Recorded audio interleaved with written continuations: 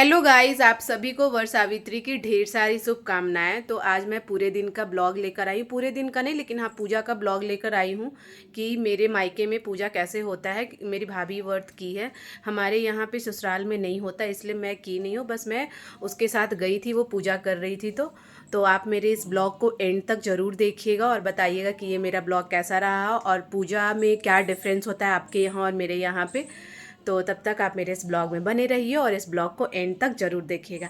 मैं मेहंदी भाभी लगा रही थी रात को मेहंदी, तो मैं भी थोड़ा सा लगा ली थी, लेकिन मेरे घर पे पूजा नहीं होती, बस मैं गई थी वहाँ पे। और ये सब ये जो पत्ते होते हैं ना पीछे लगाए जाते हैं बालों में, तो वो भी मैंने लगाया है।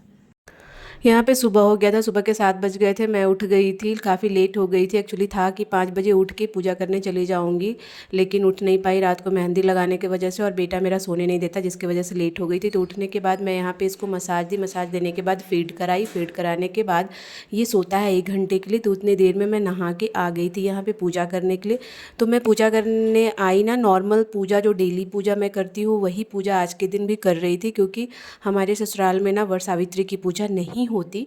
और ये क्या रीज़न है मैं आपको ये बताऊंगी एंड में, तो आप मेरे इस ब्लॉग में एंड तक बने रहिएगा, तब आपको पता चलेगा कि क्या रीज़न है, क्यों हमारे ससुराल में पूजा नहीं होती। और यहाँ पे मेरा पूजा ख़त्म हो गया था और इधर मैं आपको दिखा रही हूँ कि भाभी जो है ना वो सारा सामान पैक कर रही है ले जाने के लिए। जो जो सामान होता है ना पूजा का ज़रूरत पड़ता है वहाँ पे, वो सारा चीज़ ये पैक करने के बाद मैं भी यहाँ पे रेडी हो गई थी। और रेडी हो जाने के बाद हम दोनों निकल गए थे। तो फाइनली हम लोग निकल गए और 10 o'clock हो गया था। तो यहाँ पे आप देख सकते हैं कि ये मेरी दीदी की ना बचपन की दोस्त है, जो मुझे अचानक से वहाँ पे मिल गई। तो मैं पूजा कर तो नहीं रही थी, भाभी पूजा स्टार्ट कर दी थी यहाँ पे, और मैं जो है वो सिंदूर लगवा रही थी सबसे, जितने भी लोग थे ना, क्योंकि क्या होता है कि वहाँ पे सिंदूर सब लोग लगाते हैं। एटलीस्ट बोलते हैं ना कि 5 लोग को पूजा करने के बाद सिंदूर लगाना रहता है, तो मुझे भी सब लोग लगा रहे थे, मैं भी सब लोग को लगा रही थी। तो ये प्रोसेस चल रहा था, तब तक भाभी उधर पूजा कर रही थी। तो पूजा करने का जो वीडियो है ना, मैं वहाँ पे अपना वॉइस नहीं रखती हूँ, तो आप बस उसको देखिए ऐसे कि कैसे पूजा होता है। और आपके यहाँ की पूजा और मेरी पूजा में क्या डिफरेंस है आप कमेंट में ज़रूर बताइएगा कि क्या नई चीज़ें आपके घर में होती है। तो आप इस ब्लॉग को एंड तक ज़रूर इन्जॉय करिएगा और आप यहाँ पे अभी के लिए ये पूजा इन्जॉय करिए।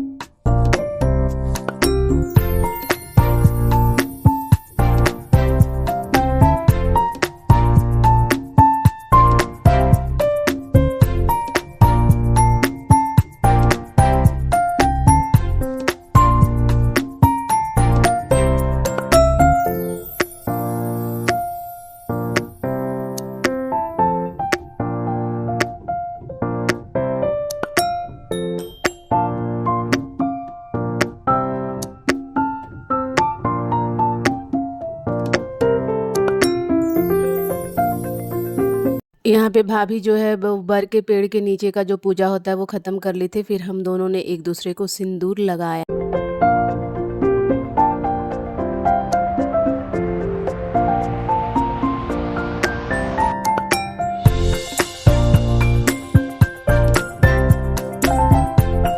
एक दूसरे को सिंदूर लगाने के बाद भाभी जो है यहाँ पे आ गई थी पंडित जी के पास कथा सुनने के लिए। पंडित जी जो है बर का पेड़ के साइड में ही बैठे हुए थे।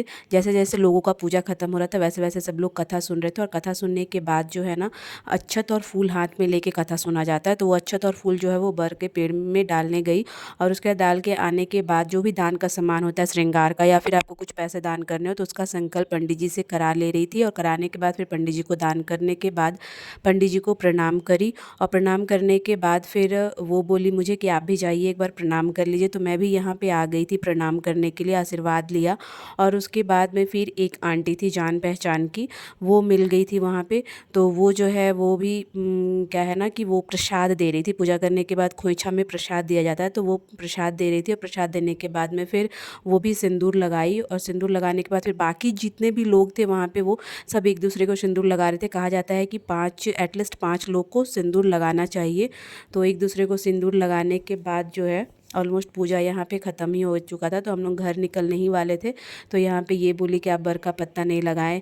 तो फिर ये मेरे को लगा रही थी बालों में। और उसके बाद मैं यहाँ शरबत बना के घर से लेकर गई थी। कहते हैं बर का पेड़ के नीचे शरबत पीना चाहिए पूजा ख़त्म करने के बाद। तो वो आंटी को दी पहले, और उसके बाद में फिर मुझे दी, और फिर अपने पी। और इतना सब कुछ करने के बाद हम लोग वहाँ से निकल गए थे घर के लिए। तो घर आने के बाद फिर क्या होता है ना कि अपने पति को जो है वो आरती किया जाता है, प्रणाम किया जाता है। और जो पंखा होता है जिसका पूजा होता है ना, उससे पंखा होंकते हैं। लेकिन मेरा भाई, मैं सूट करने गई लेकिन मेरा भाई करने नहीं दिया, बोला कि मुझे इतना ये नहीं चाहिए। तो बस एक दो फ़ोटो क्लिक करा के ये फ़ोटो ही मैं डाली हूँ अपने भैया और भाभी की। और उसके बाद में फिर ये मुझे प्रणाम की। तो यहाँ पे ये मेरा ब्लॉग एंड होता है।